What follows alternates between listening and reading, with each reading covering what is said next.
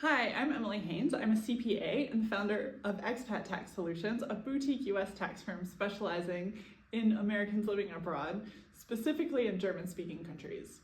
So if you're a US person, which is a citizen, a green card holder, or a resident of the US, and you have bank accounts outside of the US, there are a lot of reporting requirements to report these bank accounts in the US, and there are really high penalties if you don't report them. Some of this falls under the FATCA reporting rules that you might have heard of, and there are some additional rules and requirements. So in this video, I want to talk through all of those requirements and what you need to do to either stay compliant or to get into compliance if you haven't been. We'll talk about the FBAR, the Report of Foreign Bank Accounts, in Form 8938, which is part of FATCA, and what to do if you're just learning about this for the first time. But first, of course, a disclaimer. So while I am a CPA, I'm not your CPA. This information I'm providing is general, educational, and it's not specific to your situation. It's not to be relied upon. If you have specific questions about your situation, you really need to be hiring a professional who can look closely at your unique individual situation. So let's start with what is and what isn't a foreign bank account. So like most things with taxes, it sounds simple, but you start digging into it and it can be a little bit hairy. So the easy ones are any kind of checking, savings, or deposit account at a bank outside of the US. And this is a non-US account, even if it's at like a US seeming bank. So if you have an account with Bank of America in London, even though it's Bank of America, so even though like global head of it is a US bank, that's still a British account because it's based in the UK.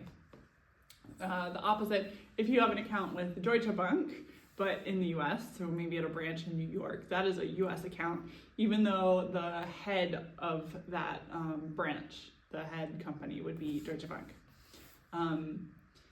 The currency of the account is also irrelevant, so it doesn't matter if you have a USD account at an HSBC in the UK, that's still gonna be a foreign bank account. And you can usually check this by looking at the IBAN number for your bank account. The first two letters of an IBAN are a country code, so for Germany, it would be DE. Unless that's US, it's probably a foreign bank account. So then there are the securities accounts. So any account where you have investments in shares, funds, bonds, options, futures, commodities, any kind of investment account. Those are also have to be reported on the FBAR. And then some insurance and annuity policies with cash value. So in Germany, there are a billion different types of insurances. Whether it has a cash value is basically, if you could close the account tomorrow, what would you get? Many of these policies you get nothing until it matures, so the current value of the account is basically zero. If you have a policy where you closed it tomorrow and you would get some amount of money, that amount of money is the reportable value of the account. In that sense, it's kind of functioning like a bank or an investment account. And this is just for the FBAR and the 8938 reporting. For those insurance policies, there can be a lot of other reporting requirements. That is a complicated topic for another day. But for the FBAR and the 8938, what matters is whether they have that cash value. So then there are the services that are transferring currencies, like Wise. So sometimes these are just transactions through a service. So you're just moving account money from here to here. That's just a transaction. But sometimes you actually have an account and you maintain a balance. So if you have an IBAN number, if you can pay into that account and hold money there, if it functions like a bank account, then it is a bank account. So what's not a bank account? First of all, mortgage. If you have a mortgage to buy property. So this is debt.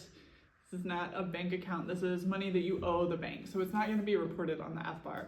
And you also don't get to offset your bank accounts with a mortgage and say that you're under the threshold for reporting. That is a nice trick that doesn't work. For the FBAR, for the 8938, you can just ignore mortgages. Real property, so if you have an apartment or you own a building, that is not a financial asset, so it doesn't have to be reported. So crypto and digital assets, currently you only have to report this if it's held in an investment account with other assets. So if you have a investment account at a bank and it has some stocks and some funds and also some Bitcoin, then that whole account does need to be reported. But if you just have an account with finance and it only holds crypto. Currently, it doesn't need to be reported. However, these rules are definitely going to change soon. I'm sure it's in the works. It just takes some time to get new regulations in place. So if you feel unsure or uncertain about it, I can't think of a downside to reporting your crypto accounts. There are some other things you might hold that are investments, but they're not bank accounts, and the rules with those can be different for the FBAR and the 8938. So without getting too much into the weeds for this video, if you have any complex financial assets, or maybe you physically hold stock certificates that aren't in a bank, those are all great reasons to contact a professional to discuss those specifics in detail. So let's start with the FBAR, the Report of Foreign Bank Accounts. This is also sometimes referred to as Form FinCEN 114. That's an outdated name that kind of lives on. This is a filing that is separate to your tax return. So it's managed by FinCEN, the Financial Crimes Enforcement. So it's a different entity than the IRS. That's why the form looks different. The process has a different feel than filing taxes.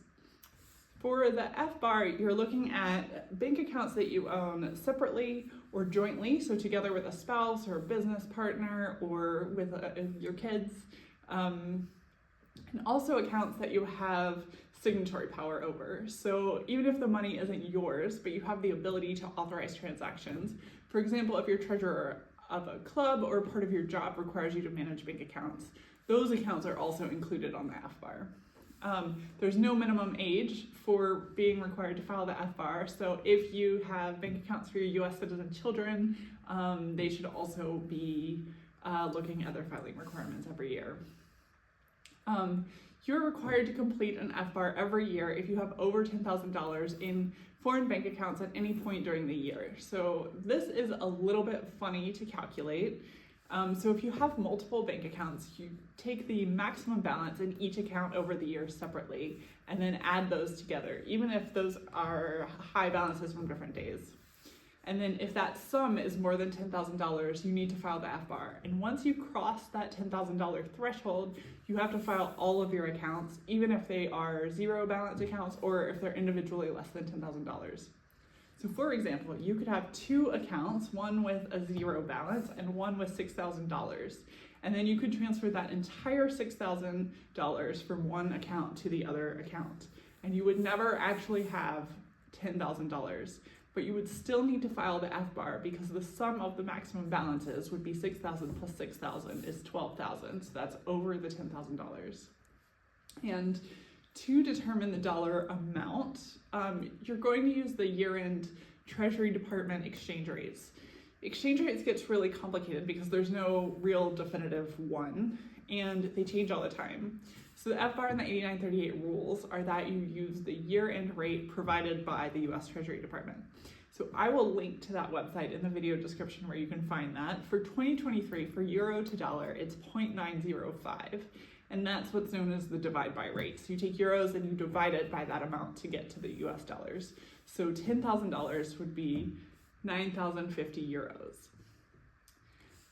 Some people I talk to are sometimes going out of their way to avoid reaching that limit to not have to file the FBAR. Honestly, I think filing the FBAR is not too difficult. I think it's a great skill to have in your expat tool bag. I will make another video that goes through step-by-step how to file that. I think over a year, you would really put more effort into avoiding the FBAR than you would in just filing it. Additionally, because you're using the year-end exchange rate, it's really hard to anticipate what the limit would be in local currency. So you could spend an entire year managing your cash, moving it to the US before to cruise in your foreign bank accounts, and then something goofy could happen on December 31st that causes exchange rates to move unexpectedly, and then all of that for naught. Or you could just take 30 to 45 minutes of your life and just file the FBAR and get it over with and feel good about yourself for doing it. So let's talk about Form 8938.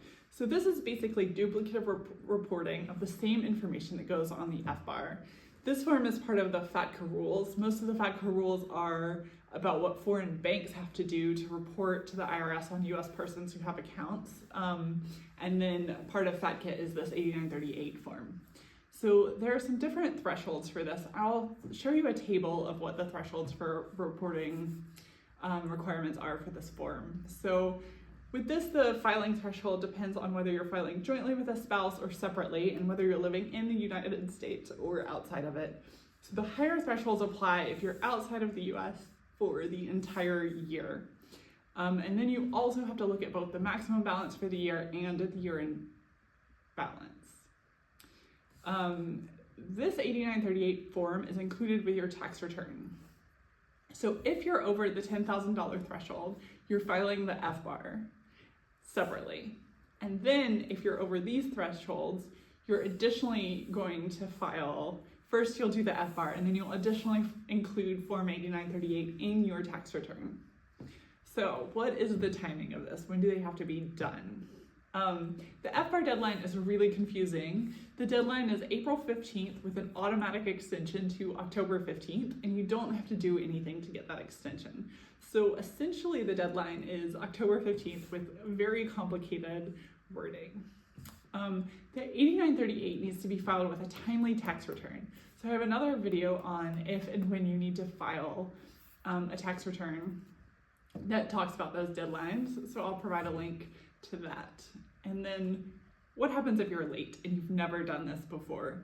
So the FBAR doesn't have any automatic penalties as long as you file before they catch you. So if you're just now realizing that you should have been doing this for a long time, don't worry, you can just do it. You'll need to do 6 years. So you can sit down and you can do 2018 to 2023, and you can get it out of the way. And then going forward, you just add that to your list of New Year tasks to check off in January. If you get caught and you haven't done it, the penalty is $10,000 up to the entire account balance. The IRS was trying to penalize people $10,000 per account, but the court struck that down last year, so it's $10,000 per FBAR. Still, if you haven't done this and you get caught having not filed 6 years of FBARs, that's potentially $60,000 in penalties. So there is a statute of limitations, so you don't need to go back beyond 6 years. So you can start with 2018 now. So you can do it, you can get it out of the way. With the 8938, the late filing penalty for this form is $10,000. So if you filed your taxes, or maybe you haven't filed your US taxes at all, and you're still just realizing that you should have been filing this form, that's really a situation where you probably want to contact a professional to discuss your options. There are a few different ways to come into compliance that are really dependent on your personal situation. In my firm, we do a lot of helping people come into compliance who didn't realize they had these reporting requirements. Personally, I like to look really holistically at the specific situation, so the overall level of risk, if there are other things that maybe went unreported, how long this has been going on, and then we can figure out like what are the options and what's the easiest path through them. So also, if you're working with a US tax preparer who is not super familiar with international situations, you really want to make sure they're on top of this topic.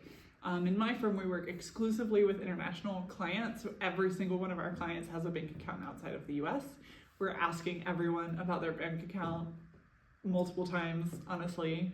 But if you maybe moved abroad and just kept using the CPA in the US that you did before you moved, or just have someone you know in the US, you really want to make sure you're telling them about your foreign bank accounts, even if they aren't specifically asking about it, because those penalties can really stack up. So if you fail to do the FBAR and the 8938 in 1 year, that would be a $10,000 penalty each, so it could be $20,000 per year. And remember, the income on these accounts is a different story. That also has to be reported in your tax return. So I will post a video soon with instructions on how to go about filing the FBAR. I promise it's not so bad, it won't hurt. I believe you can do it. If that's interesting for you and you're going to want to follow along, I have some homework, which is to gather in advance your bank account information. So you'll need the name of the bank where you have each account, the account numbers, the address of the bank, and you'll need the highest balance from the account for each year. And I hope that helped provide some light into the darkness of foreign bank account reporting. If you subscribe to our channel, then you can stay up to date when we post new videos. And I thank you for watching, and I hope to see you next time.